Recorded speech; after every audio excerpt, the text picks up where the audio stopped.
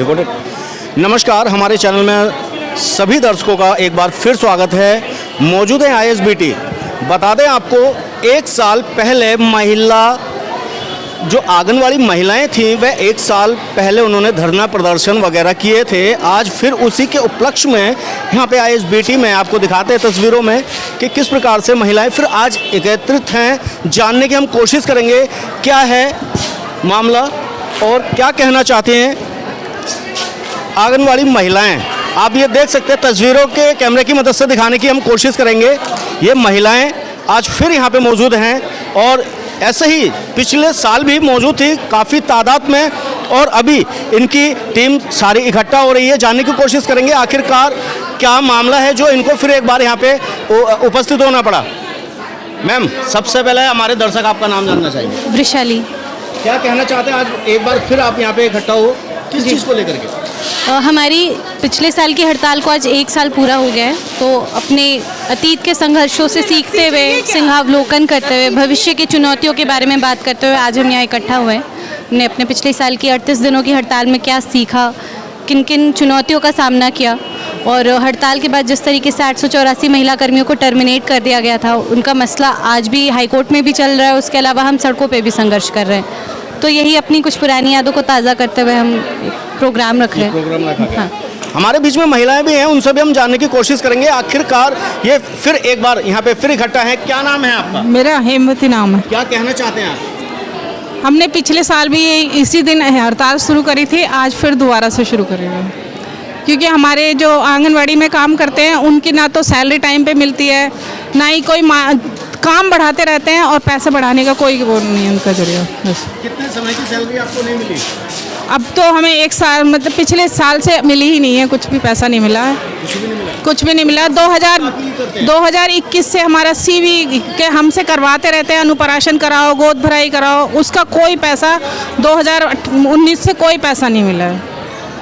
और भी हमारे बीच में मौजूद हैं। क्या नाम है आपका? सविता यादव। क्या कहना चाहते हैं, जो आपकी ये सारी महिलाएं यहाँ पर मौजूद हैं, क्या कारण है?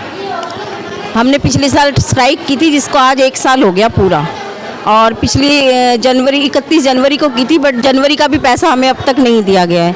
जब से हमें टर्मिनेट करा है तब से हमें तो कोई पैसा मिल ही नहीं रहा, और कोर्ट में केस चल रहा है, तो उसके भी यहाँ पे जब बहाल होंगे तब देखो क्या होता है। बाकी हमारी मांगे जो हैं वो हमें पूरी करवानी है, और हड़ताल तो बता दें आपको एक साल हो गया है और ये महिलाएं अपना घर परिवार छोड़ करके कार्य करती हैं, और इनको एक साल से अभी तक पैसा नहीं मिला है। किस प्रकार से ये अपना टाइम, अपना समय देते हैं, अपने काम को देते हैं, और इनको अभी तक पैसा नहीं मिला। किस प्रकार से इनका घर का खर्चा चल रहा है, कैसे ये गुजारा कर रहे हैं, जानने की कोशिश करेंगे। क्या नाम है आपका? जी, मेरा नाम संतोष है, मैं ओखला प्रोजेक्ट से। तो सर, हम जनवरी में हमने स्ट्राइक शुरू करी थी, बाकी हमारी फरवरी तक स्ट्राइक चली। उसके बाद कुछ टाइम बाद ने एस्मा लगा दिए, कानून लगाया था। उसके बाद हमने अपनी स्ट्राइक को स्थगित कर दिया गया था।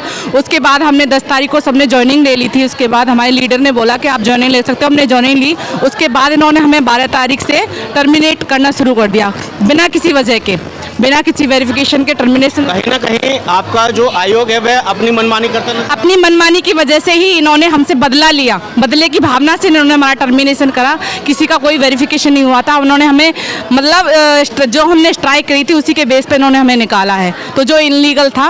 तो इसके लिए हम चाहते हैं कि दोबारा नौकरी पे वापस लिया जाए और हमारा मानदेय बढ़ाया जाए। और भी हमारे बीच में मौजूद महिलाएं हैं, उनसे भी हम जानने की कोशिश करेंगे। ये अपना पूरा एक साल तक इन्होंने मेहनत की, और जैसे कि आप बता दें आपको, पिछले साल भी इन्होंने धरना प्रदर्शन वगैरह किया था और इनको अभी तक इनका पैसा नहीं मिला है। इनसे भी और जानने की कोशिश करेंगे। क्या नाम है आपका? इनको दे दो, मेरे को नहीं, आप कर लो बात। किस वजह से बैठे हैं आप यहाँ पर? हमारी ऐतिहासिक हड़ताल है। हम एक साल हो गया हमारी हड़ताल को। हमने पैसे बढ़ाओ करके मांग करी थी, उन्होंने हमें टर्मिनेट करके रखा हुआ है। हम लोग सड़क पर जाते हैं, प्रदर्शन करते हैं, कुछ होता तो है नहीं। ये लोग सरकार कुछ भी नहीं कर रही हमारे लिए, ना हमारे मतलब न्यूज़ में आता है ना कुछ आता है। हमारे लिए कुछ नहीं किया जा रहा। जो नौकरी कर रहे हैं उनके पैसे भी आ रहे हैं, उनके सब कुछ हो रहा, हम प्रदर्शन कर रहे हैं, धरने कर रहे हैं, हमारा कुछ भी नहीं आ रहा। कहीं ना कहीं प्रशासन आपसे मनमानी कर रहा है जो आपका आयोग है।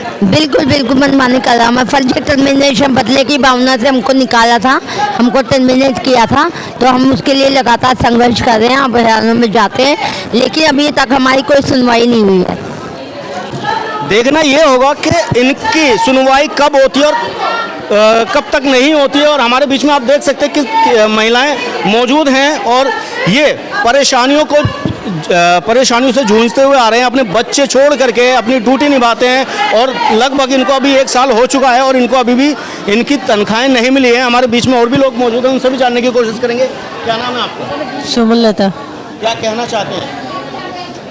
हम यही कहना चाहते हैं टर्मिनेट को वापस लिया जाए और जितनी की सैलरी है उनकी वापस की जाए।